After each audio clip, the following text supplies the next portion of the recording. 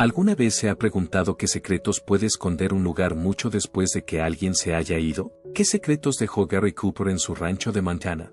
Obras de arte ocultas, una montura legendaria e historias jamás contadas del hombre que se escondía tras el mito de Hollywood. Su último viaje en abril de 1961 guardaba más de lo que nadie esperaba. ¿Qué encontraron en el rancho 7-9? Quédese con nosotros para descubrir la verdad que se esconde tras estos misterios perdidos hace mucho tiempo. Vida temprana. Primero vayamos a su infancia formativa. Gary Cooper, cuyo nombre de nacimiento era Frank James Cooper, nació el 7 de mayo de 1901 en Helena, Montana. Más tarde fue conocido como Gary Cooper. Fue Inglaterra la que le proporcionó a sus padres, Charles y Alice. La noche de su nacimiento, la ciudad sufrió una fuerte tormenta. Se dice que el gran trueno que se produjo mientras el bebé Frank lloraba por primera vez fue como la forma que tuvo la naturaleza de declarar que había alguien especial. Aunque Frank creció en la indómita grandeza de Montana, sus padres mantuvieron sus costumbres inglesas durante toda su infancia. A pesar de vivir en el salvaje oeste americano, Frank y su hermano Arthur debían hablar correctamente el inglés británico y respetar los modales tradicionales en la mesa. Antes de ser juez, el padre de Frank trabajó como abogado. La casa del estado de Montana era un destino frecuente para él, y cuando estaba allí, Frank observaba las discusiones y le encantaba el arte del oeste que se exhibía en las paredes. La combinación de vivir en la frontera y los ideales ingleses contribuyeron al desarrollo de Frank. En 1908, cuando Frank tenía solo 7 años, una presa de los alrededores se rompió, provocando la inundación de la región. Frank fue rescatado por su madre, que lo agarró mientras subía el nivel del agua. Montó a caballo y galopó hasta ponerse a salvo. A raíz de esta experiencia, Frank sintió un profundo aprecio por el poder de la naturaleza. En su primera infancia, hubo sucesos que dieron pistas sobre su destino. A los 9 años ganó un concurso recitando un poema con tal fervor que el público le ovacionó de pie mientras actuaba. Entre el público había un artista de vodevil que, más tarde, afirmó que el niño Cooper tenía potencial para convertirse en un actor famoso. En aquel momento, nadie lo creyó, pero en el futuro, lo harán. Su padre compró un rancho ganadero conocido como Savin Bornan, que abarcaba 600 acres, cuando Frank tenía solo 5 años. El rancho era un lugar difícil para vivir, incluso cuando la temperatura era bajo cero. Frank se levantaba temprano para completar sus tareas. Una vez declaró que palear estiércol a 40 grados bajo cero no es romántico, pero te enseña mucho. Cuando tenía 12 años, tuvo una situación aterradora con un toro. Tras dirigir rápidamente su caballo hacia un bosquecillo, pudo escapar de la situación. Su interés por la cultura nativa americana también se vio alimentado por el tiempo que pasó en el rancho.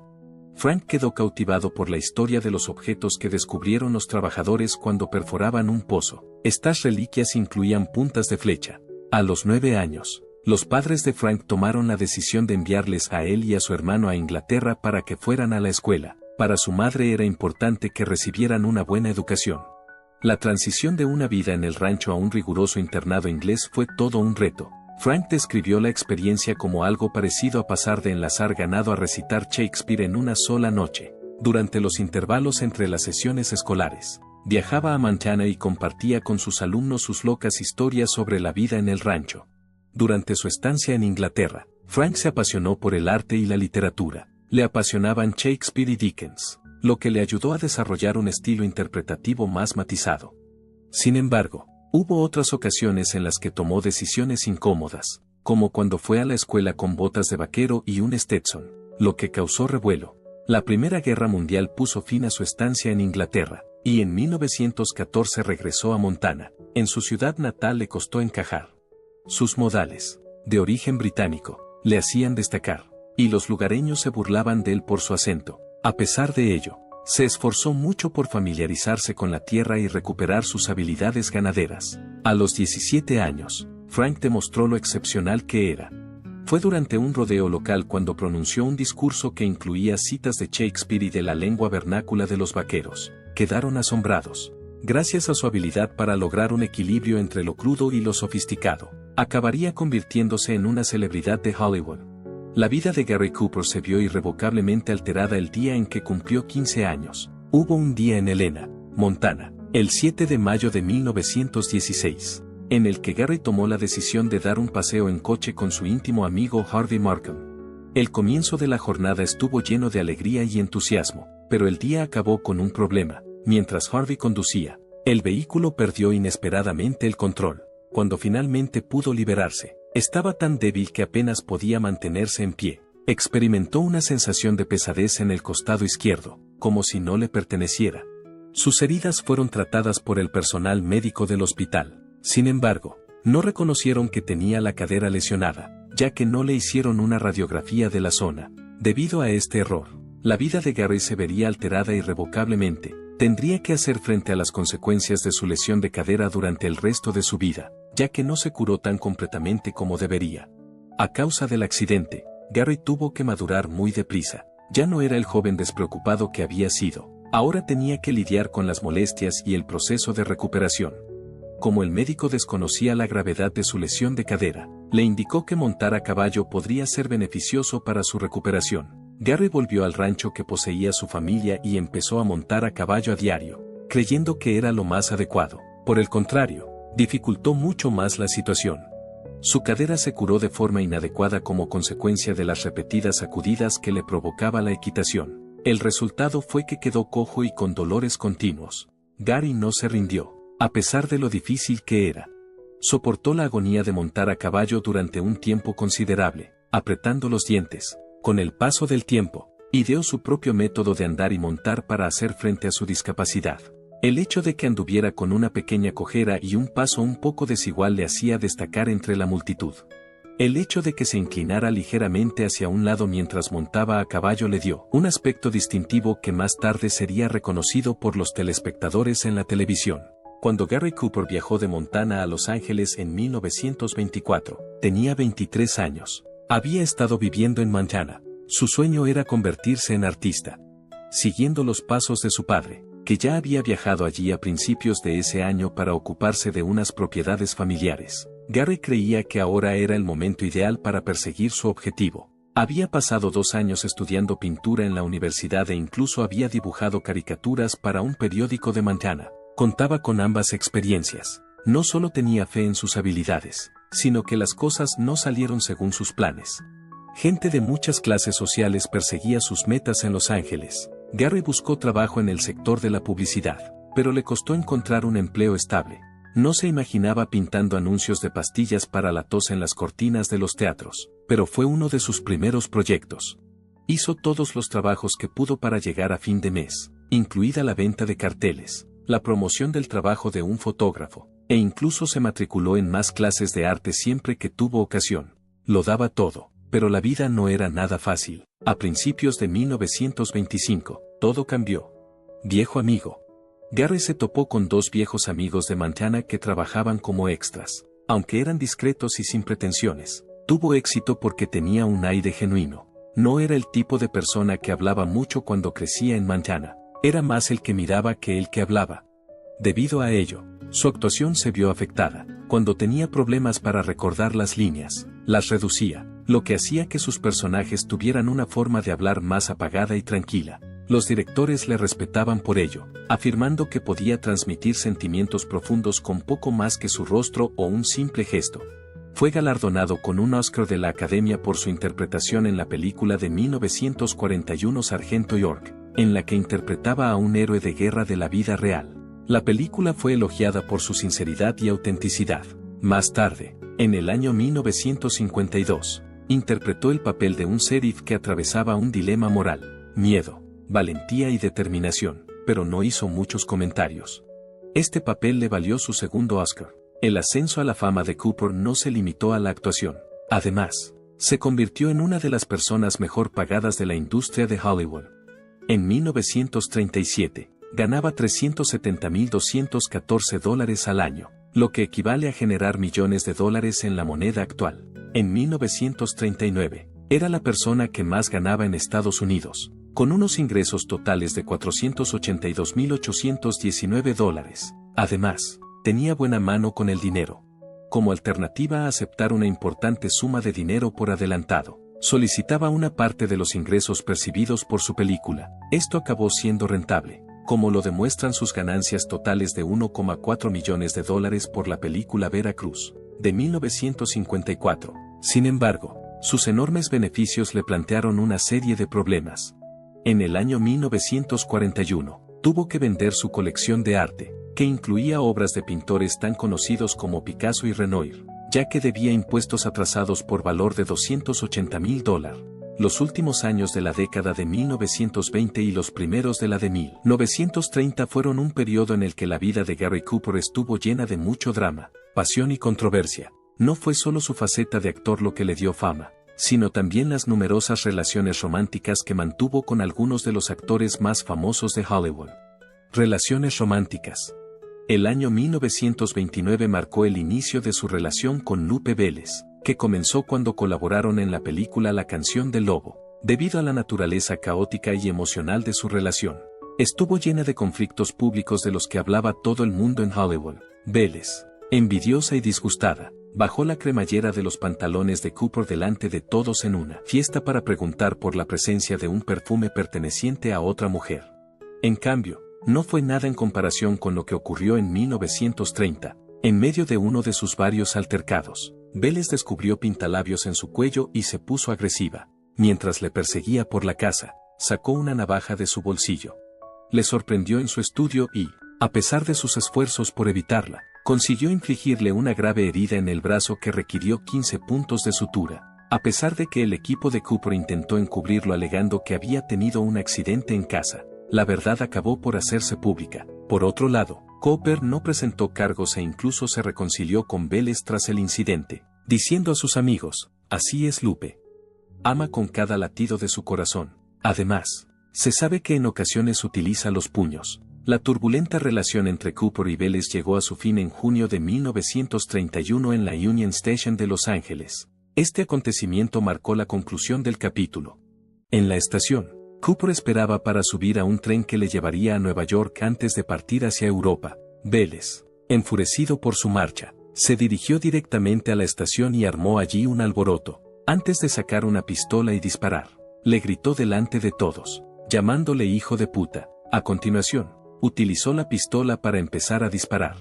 Sin embargo, el miedo se apoderó de los congregados cuando la bala no dio en el blanco, sino en una estructura. A pesar de ello, Cooper no pareció asustarse. Fue en ese momento cuando Vélez se desvaneció entre la multitud que había subido al tren. La noticia apareció en periódicos de todo el país, aunque Vélez afirmó posteriormente que el arma no era más que una pistola de fogueo diseñada para asustarle. El daño ya estaba hecho, ya no había esperanza para su relación.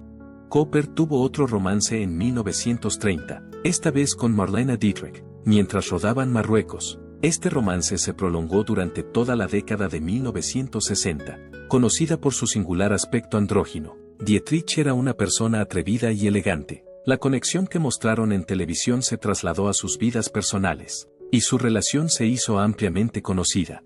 Era habitual verlos juntos en restaurantes y clubes nocturnos de lujo, lo que animaba las columnas de cotilleos. Además, durante el rodaje de A Texas Woman en 1931, Cooper tuvo una aventura con Carole Lombard. Su rápido ingenio y desternillante sentido del humor hicieron de Lombard, que estaba casada con William Powell, una figura muy conocida en el mundillo. Incluso hizo una broma sobre cómo Cooper estaba enganchado como un caballo y podía pasar toda la noche, una afirmación que solo sirvió para aumentar la cantidad de gente que hablaba de él. El carisma que poseía Cooper no se limitaba a su vida amorosa. Es bien sabido que el director Howard Hawks, que colaboró con Cooper en varias películas, se refería a él como una serpiente cuando se trataba de hablar de mujeres. Hawks destacó cómo Cooper fue capaz de mantener muchas relaciones al mismo tiempo, incluso durante el rodaje. Durante la producción de The Day We Live en 1933, Cooper estuvo comprometido con Joan Crawford, Verónica Balfi, que más tarde se convertiría en su esposa, y una joven actriz, todo al mismo tiempo. Muchos otros se refirieron a él como una clase magistral de engaño. La carrera de Cooper nunca se resintió, a pesar de los diversos problemas que tuvo que afrontar. Mantuvo su estatus como uno de los intérpretes más queridos de Hollywood, y su imagen de ser todo un americano permaneció inalterable, de una manera maravillosa. Halcones lo resumió. Era la personificación de una figura heroica en el cine. Entre bastidores, dejó a su paso un montón de corazones destrozados. Los asuntos de Gary. El 15 de diciembre de 1933, Gary Cooper se casó con Veronica Rocky Balfi. Más de 250 personas asistieron a la boda, que tuvo lugar en la iglesia de Nuestra Señora de los Lores de Nueva York. La ceremonia fue enorme y magnífica. Rocky, que entonces solo tenía 20 años, era una antigua actriz llamada Sandra Shaw. Gary tenía 32 años. Aún más notable fue su participación en la conocida película King Kong. Sin embargo, cuando conoció a Gary, decidió dejar la interpretación para convertirse en su esposa. Se conocieron en una fiesta organizada por la condesa Difrazo hacía solo 6 meses. Gary, conocido por su carisma y sus numerosas relaciones, sintió una atracción inmediata por Rocky. No solo era impresionantemente atractiva, sino también muy brillante, elegante e incluso una estrella en el deporte del tiro al plato. Al igual que su boda, su luna de miel fue un acontecimiento glamuroso. Tras llegar a Nápoles a bordo de las As-Rax, pasaron por Roma, París y Londres en su viaje de regreso. Poco después, se embarcaron en un safari por África. Mientras se desarrollaba todo este alboroto, no tardaron en surgir los problemas. El muy coqueto Gary era incapaz de mantener su lealtad, aunque solo llevaban unas semanas casados. Ya estaba desarrollando una fuerte relación con su compañera de reparto Ferra en el plató de Viva Villa. Con el tiempo, esta conducta se convirtió en una rutina, lo que dificultó que Rocky confiara en él. Dieron la bienvenida al mundo a su hija Maria Veronica Cooper el 15 de septiembre de 1937 en la ciudad de Los Ángeles. Gary, que sufría ansiedad, deambuló por los pasillos del hospital hasta que María dio a luz. Hizo una broma sobre su aspecto cuando la conoció. Tener un hijo parece hacer a Gary más empático. Para él era una alegría ser padre, y con frecuencia llevaba a María a los platós de sus películas. Cuando vivían en su rancho de Sun Valley, Idaho, también la exponía a actividades al aire libre, como montar a caballo y salir de casa. María ya había empezado a acompañarle a cazar cuando cumplió 10 años. Por otro lado, Gary seguía teniendo aventuras a pesar de ser un padre maravilloso. Como resultado, hubo conflictos en la familia. En un capítulo posterior de su biografía, María describió cómo su familia estaba llena de amor, pero también de tensiones que no se expresaban. Durante el año 1948, Gary comenzó su romance más serio con Patricia Neal, que era bastante más joven que él. Cuando se conocieron estaban trabajando en The Fountainhead, y su conexión en pantalla acabó convirtiéndose en una relación romántica. No intentaron ocultarlo, y a menudo iban juntos a restaurantes y eventos. Además de causar un gran dolor a Rocky, María también se vio afectada por ello, ya que admitió haber escupido al suelo cuando vio a Patricia. Patricia, sin embargo, no era la única dama en la vida de Gary en aquella época. Las columnas de cotilleo de la época le relacionaban con varias mujeres, entre ellas Grace Kelly e Ingrid Bergman. La salud de Gary se resintió como consecuencia del estrés causado por estos acontecimientos. En 1951, fue operado de una úlcera péptica, muy probablemente provocada por el estrés de vivir simultáneamente en 2 vidas diferentes. Cuando Rocky descubrió cartas de amor de Patricia en el escritorio de Gary, en mayo de 1951, todo llegó a un punto crítico y todo pareció desmoronarse. Se enzarzaron en un feroz duelo. Como hacía tanto ruido, María, que entonces tenía 13 años, se encerró en su habitación para alejarse de él. Casi inmediatamente después, Gary se trasladó al Hotel Beverly Hills, pero Rocky siguió viviendo en su propiedad de Brentwood. Hubo un frenesí en los medios de comunicación, con los periodistas acampando fuera para captar cualquier noticia. Rocky pudo llegar a un acuerdo económico satisfactorio, que incluía una pensión alimenticia de $1,100 semanales, una cantidad importante en aquella época. Durante el tiempo que estuvieron separados, la vida profesional de Gary se resintió. Destin Drums, su película, no funcionó bien en taquilla, y mucha gente lo achacó a su caótica vida personal. Por otra parte, en 1952 participó en la película Hanun y recibió un premio de la Academia, lo que contribuyó a reparar su imagen. Fue por la misma época cuando Gary puso fin a su romance con Patricia Neal. Como regalo de despedida, le envió un abrigo de bisón. En una declaración posterior, Patricia afirmó que los años que pasó con Gary fueron de los más duros de su vida. Nunca hubo divorcio entre Gary y Rocky, a pesar de que estaban separados. Ambos salieron con otras personas, pero no pudieron superar del todo su relación. Mientras María dividía su tiempo entre sus padres, experimentaba la sensación de estar atrapada en medio. En su diario, expresaba su deseo de estar con ambos en todo momento. En el año 1941, Cooper había cumplido 40 años y muchos empezaban a preguntarse si sus días como protagonista habían terminado o no. Durante ese tiempo, le dieron el papel de Auden York en la película Sargento York. Tras comenzar su vida como pacifista, York se convirtió en un valiente soldado durante la Primera Guerra Mundial. York fue un héroe en la vida real. Cooper era la elección ideal para el papel debido a su interpretación imperturbable y sin complicaciones. La película se estrenó el 2 de julio de 1941, pocos días antes de que Estados Unidos entrara en la Segunda Guerra Mundial. Fue la película más taquillera de ese año, con una recaudación de $6,4 millones, lo que la convirtió en el éxito del año. La interpretación de Cooper fue elogiada por la crítica, que coincidió en que hizo un excelente trabajo al captar el conflicto interior de York. Por este trabajo, Cooper recibió su primer Oscar el 26 de febrero de 1942. La duración de su discurso de aceptación fue de solo 17 segundos. Dijo que el sargento Auden York era el merecedor de este honor. Justo ahora, me puse su traje completo. Fue un momento clave en su vida profesional. En 1952, Cooper recibió su segundo Oscar por su interpretación en Hanoun. Interpretó el papel del Marshal Volcane, un agente de la ley que se enfrentó en solitario a un grupo de asesinos.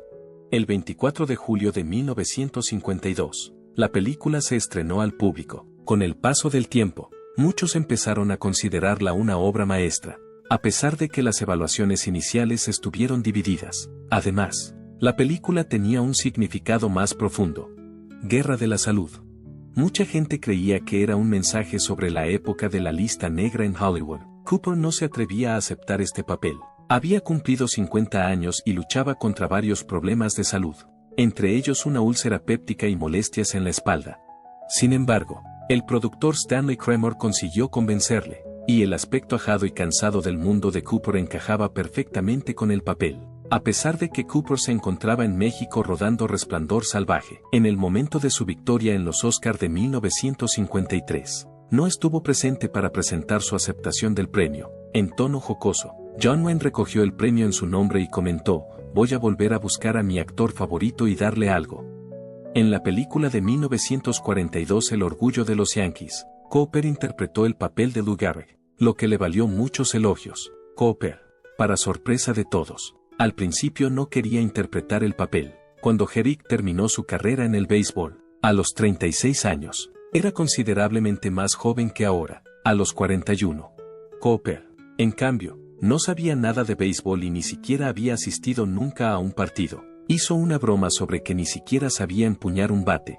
Como Gehrig había fallecido de esclerosis lateral amiotrófica en 1941, Cooper también opinaba que podría ser demasiado pronto para producir una película sobre él.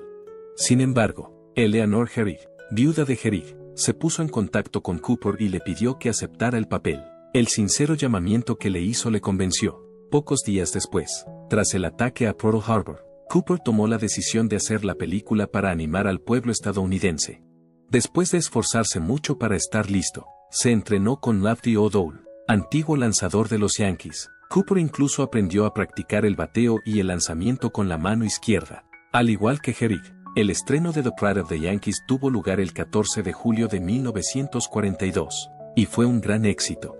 La interpretación de Cooper fue especialmente alabada por la crítica, y la película fue nominada a 11 premios de la Academia. A pesar de que Cooper no ganó el premio por este papel, muchos creen que es uno de sus mejores trabajos. El año 1954 vio el comienzo de un nuevo capítulo en la vida personal de Cooper, que se caracterizó por el reencuentro con su esposa, Rocky.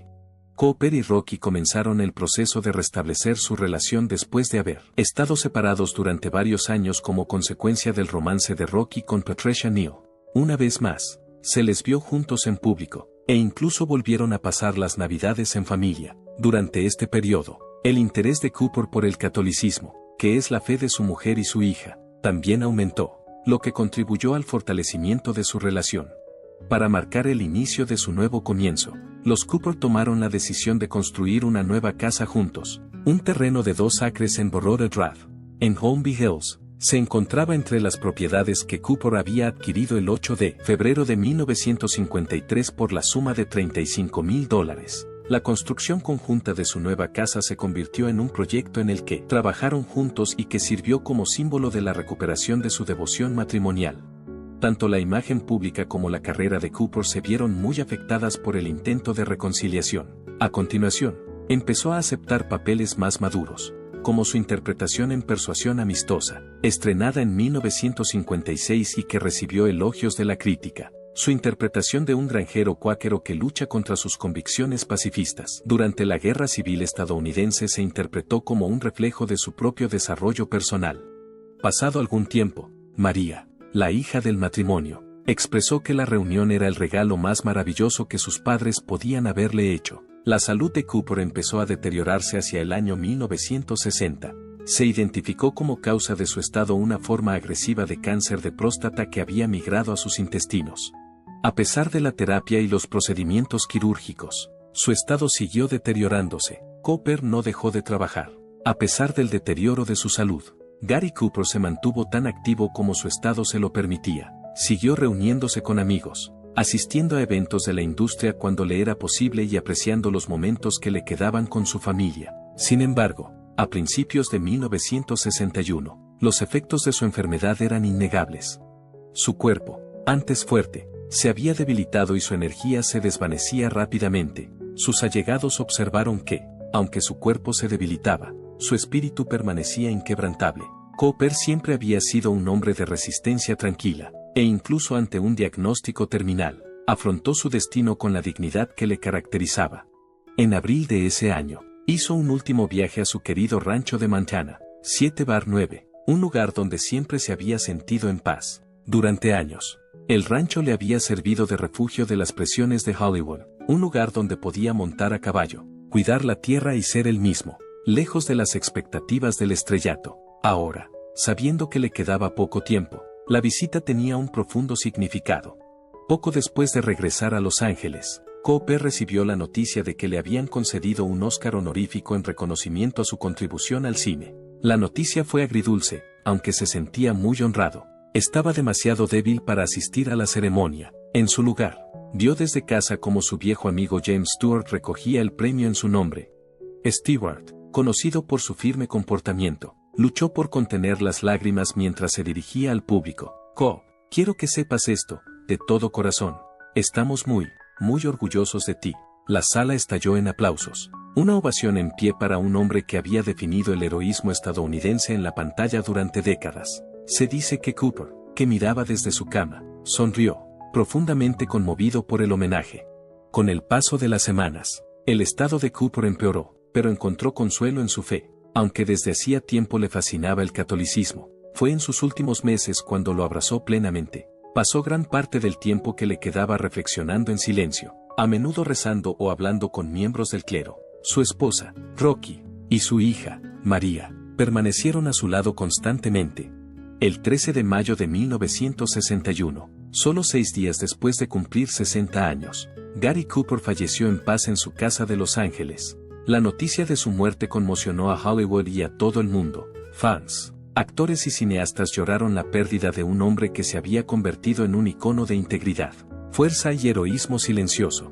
Llegaron homenajes de todo el mundo. El New York Times lo describió como la quinta esencia del actor estadounidense, mientras que John Wayne, un hombre poco conocido por sus muestras públicas de emoción, se expresó de forma sencilla pero contundente: era mi amigo y le echaré de menos. El presidente John F. Kennedy, admirador de la obra de Cooper desde hacía mucho tiempo, envió un mensaje de condolencia a su familia, calificándolo de una de las más grandes figuras del cine americano.